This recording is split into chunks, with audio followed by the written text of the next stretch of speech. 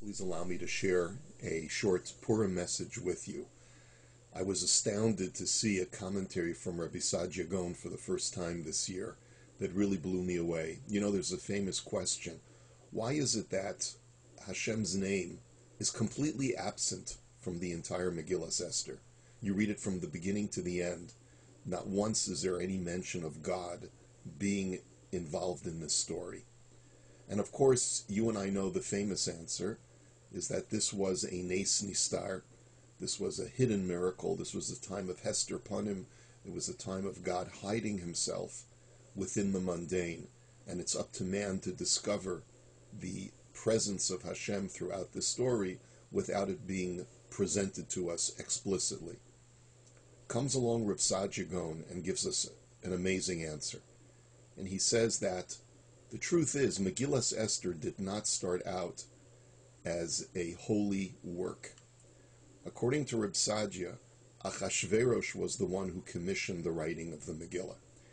After the entire Purim story, he turned to Mordechai and said, I would like there to be an official record for the Persian government, for the annals, for our libraries, of what happened with the Jews and how the Jews were saved in Persia.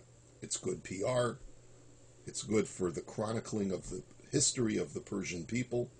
And Mordechai complied, but he knew that in the course of transcribing this text that he was presenting to Achashverosh, there was a fear that if he would write God's name down, then the chroniclers of the Persian libraries would substitute Hashem's name for another deity that was popular in those times in Persia.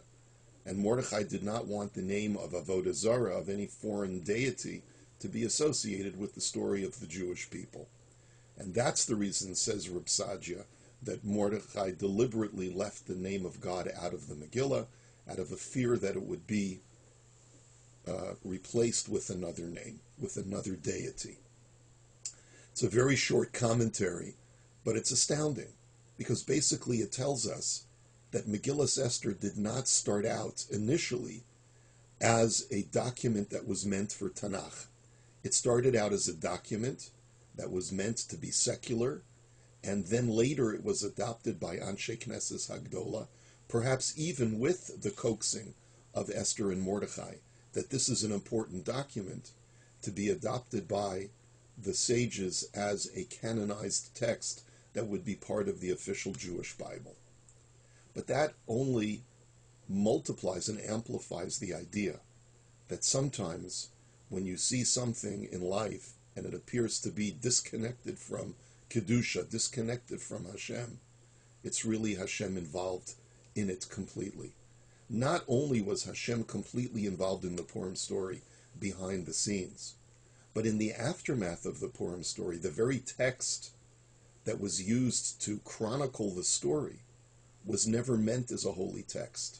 But sometimes that which is the mundane, that which is secular, can be recognized by others as being something truly holy.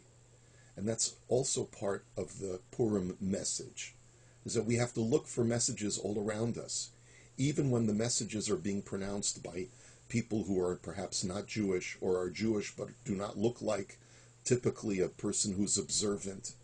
And we have to take those messages and take those actions and appreciate that there may be profound holiness. The greatest holiness might exist in something where we least realize it. I wish you a Freilichen Purim may truly be a time of great simcha in your life, may it be a time of v'nahafochu, that anything that is negative in your life be immediately reversed for the positive. All the best.